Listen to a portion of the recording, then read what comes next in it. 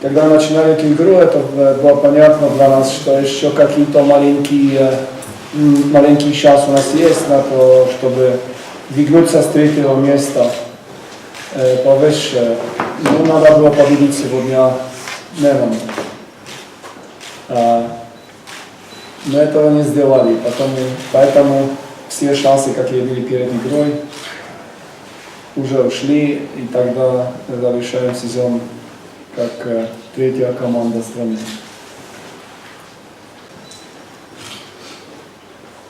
Хочу поздравить всех с окончанием чемпионата. На протяжении всего чемпионата я верил в свою команду. Та, скажем так, оказия, которая произошла с БТ, благодаря Цинкевичу, она сделала нас только сильнее.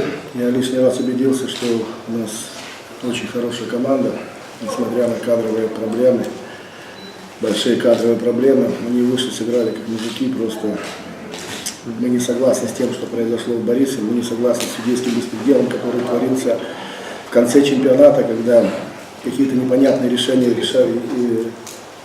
влияли на ход турнирной таблицы. Но это в прошлом, это пусть разбирается федерация, но немножко она неадекватно себя ведет в этом вопросе. Поздравляю Диму Коваленко, мы хотели ему лично преподнести подарок. Это самый выдающийся игрок в истории гродненского футбола.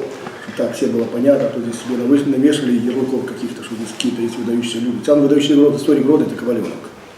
Вы запишите себе. Выдающийся его нет. И вряд ли когда-нибудь будет в ближайшем обозримом. Поэтому команда хотела Диме преподнести подарок, огромный подарок, он 15 лет отдал Гродно. Хотела бы, чтобы Гродно ему отдало немножко больше, когда провожают человека, но я думаю, что мы разберемся, в общем-то, зададим вопрос, что он достоин какого-то серьезного подарка. В Бресте за лучшего игрока Ауди дарят, а у нас человек 15 лет отдал. Ему газету дарит «Вечерний Гродно» с подписью. Это немножко разные вещи. Знаете, у кого есть, кто живет настоящим, у того есть прошлое. Но кто не помнит прошлое, у того нет будущего. Поэтому надо создавать команду, исходя из того, что у нас есть. Надо, в общем-то, опираться на какую-то историю. Коваленок — это история. И если дадут какие-то возможности мне поработать, все-таки надо возвращать Гродно к истории. Не вышвырнули как собаку. Надо с почтами провести человека, он просто вот так, как бы, так должно быть, по крайней мере, в истории клубов. А Дима вписал свою яркую страницу в истории клуба, поэтому хотелось бы вот. А так, в общем-то, мы играли хорошо, Шахтер играл хорошо, всякое могло быть.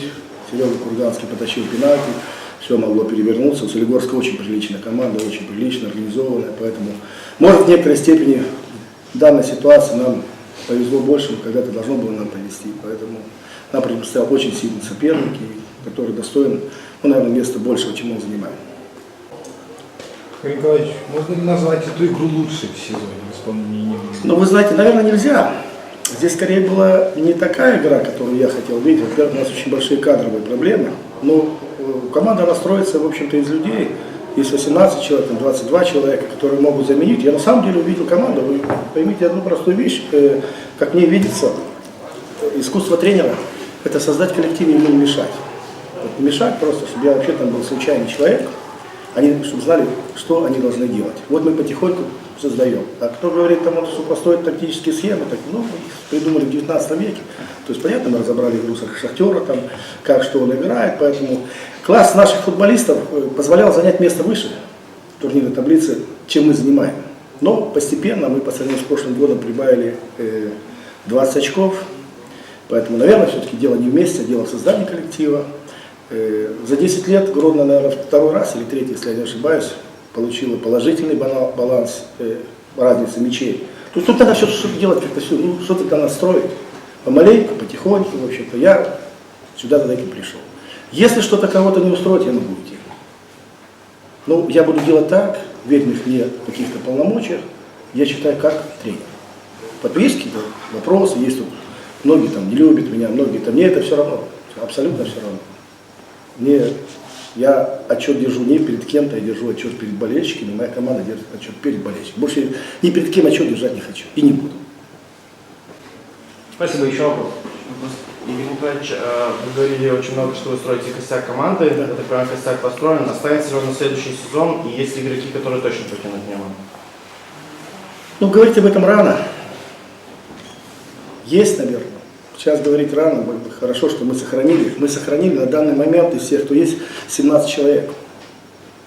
Мы сохранили. Мы сохранили всю команду благодаря руководителю клуба Ивановичу Варсовичу. Вот мы буквально здесь немножко какой-то кипиш, вот надо было это делать раньше, но мы сохранили, мы договорились, по крайней мере, с ребятами.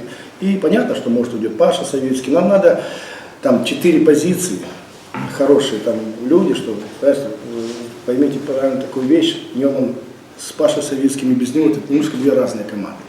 Я рад, что мне удалось его реабилитировать. Он очень харизматичный человек, очень сильный лидер, очень сильный игрок, на которого в такие, в общем-то, достаточно юные годы свалилось очень много негатива. Он это выдержал, он настоящий капитан, он настоящий мужик. Поэтому кто бы что-то не хотел, Паша Савицкий это на сегодняшний день лучший игрок Беларуси. Я вам так вот скажу.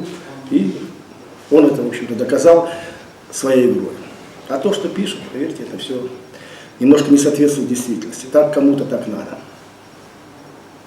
Спасибо. Еще вопрос?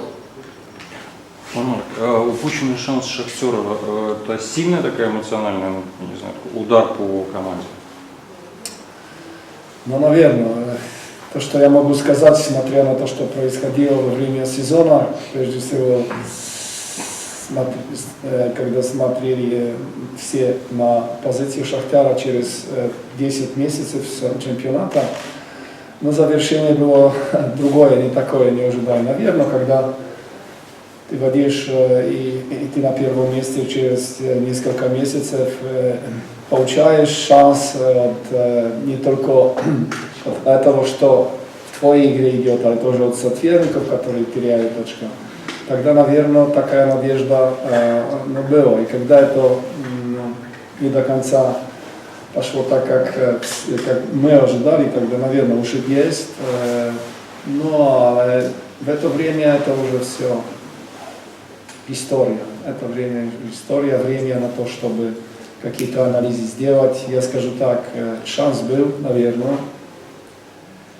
Но если, скажу так, коротко. Но мы, считаю, не готовы в этом сезоне. А шанс был. Какой был шанс? То надо рассматривать побольше, чем последние годы и так далее. Ну, не только Шахтер смотреть на это первое место, как видно, Динамо тоже, и как возможно услышать в последнее время, но другие команды строятся. Неман тоже, наверное, амбиции такой имеет. Но а все команды, которые не были чемпионами, они тоже смотрят и думают, когда эта хегемония БАТЭ окончится. Потому что книга рекордов Гиннесса уже в работе. Нет такой страны. И все, которые работают в клубах, не в БАТЭ, старается, это нормально, спортивный подход, победить чемпиона. И в этом сезоне мы тоже старались, но мы не готовы. Пожалуйста. Евгений Николаевич, после окончания исполкома Федерации футбола буквально пару дней назад Франц Летяга, представитель Городской области, сказал, что если Неман обыграет Шахтер, то соберутся еще раз исполком и что-то обсудят. Напустил туману, интриги, не знаете, о чем речь? Неман обыграл Шахтер? Ну, хотелось бы, чтобы Франц Летяга больше участвовал как зампредседателя Федерации футбола в жизни клуба, так это на всякий случай. Где-то появлялся на каких-то играх, так, это что касается Франца Летяга. Мое лично субъективное мнение, это чисто мое мнение как человека, БАТЭ по праву стал чемпионом. По игре, по ментальности, которая у них есть, вот у Шахтера был шанс, они не используют. А что касается игры, надо, наверное, забыть этот матч 6-0 со Слуцким и просто перестать на себя обманывать. Выиграли, они выиграли правильно, справедливо, все там было, какие-то вещи поднимать, там, нет, вот там есть зеленое поле, там надо разобраться. Не надо там ничего делать, ничего не выдумывать. БАТЭ по праву стал чемпионом, вот и я просто, как говорю, несмотря на то, что нам Родионов забил мяч рукой, это локальные вещи. А в глобальном плане сильнее команды, чем БАТЭ, в этом чемпионате не было. Это надо просто, нельзя не признавать очевидное. Ну, довольны ли вы местом, занятым командой? Вы знаете, что 6-е место, что 12-е, оно в принципе большой разницы не имеет. Суть-то в том, что надо создать команду. Я очень рад отношению болельщиков, отношению к тому, что поменялась ментальность Гродно. Гродно была в этом году очень сильная команда, за которую мне не стыдно. Может быть, ну, какие-то шероховатости есть все-таки. Ну, даже единственный тренер на постсоветском пространстве — это Константин Иванович Бесков, который строил команду за 1 год. К сожалению, я с ним не могу сравниться. Поэтому за год ты команду не сделаешь. Надо года 2, 3, 4, чтобы ее сделать. Я ее за год не могу сделать. Это команда, которую я прошел путь, я ошибался, команда ошибалась. Поэтому вы немножко успокойтесь с этим местом. Ну, заняли бы 8-е место и дальше. 4-е. Ну, 4-е, что дальше? Лига Ну, заняли бы 4-е. Лига Европы. Да какая Лига Европы, успокойтесь. Лига Европы будет тогда, когда мы... Хватило дурачка. Не надо, нам всего хватило. Мы будем, когда Лига Европы будет тогда, когда мы к ней будем готовы. А с бухты-барахты 2 года боролись за выживание, не знали, как остаться в высшей лиге. Сейчас дай вам Лигу Европы. Ну, шанс-то был. Ну, не пейте больше. Шанс-то был. Не Шанс пил был вообще. всегда. Не пил вообще. Да? Значит, вы пейте.